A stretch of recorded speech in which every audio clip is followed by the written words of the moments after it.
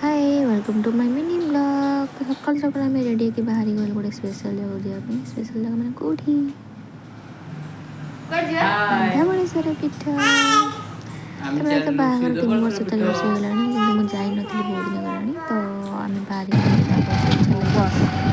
आम बाहर आसलु। तो फाइनाली आम आसी मंदिर में पहुँची गलु। ये मंदिर में पहुँचला माने नना मैंने पूरा आसी घेरी जी कौटू आस मैंने भोग करने। तो फाइनाली गोटे नना नहीं कि आम भोग कर आनले। तो मंदिर भितर तो पूजा होनी, मंदिर बाहर ही भोग कर भोग सरला आम पलि आसलु बाबा को दर्शन करने। बाबा को दर्शन कर आसलु। गोटे सेकेंड भितर ठिया दौना पछरू पूरा पेलुंट जे बाहर शीघ्र देखी बाहर। तापर आम ये बाहर बुलाबुली करके फाइनाली आम पलि आसलु। आसिया बाट देखिलु कि 8 गड़ा दहीबरा फेमस। तो ये मत दहीबरा खुआइले।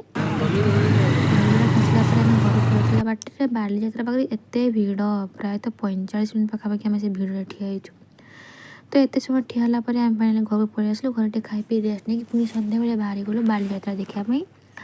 तो ये बाली यात्रा बुलाबुली करूला टाइम माने एत भिड़। आज सेकेंड सैटरडे अच्छी छुट्टी अच्छी बोली आज एत भिड़।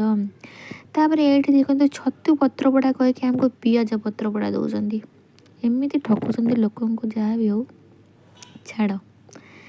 तार एत समय बुलाबुली कर सारा आम बहुत थकी जाइलु कहीं दिन सारा खाली बुला हो। तो फाइनाली आम घर को पलि आसलु। घरे पहुँचला खाई पी के आम चली गलु सोयापी। देखा नेक्स्ट ब्लॉग रे। रही बाय बाय।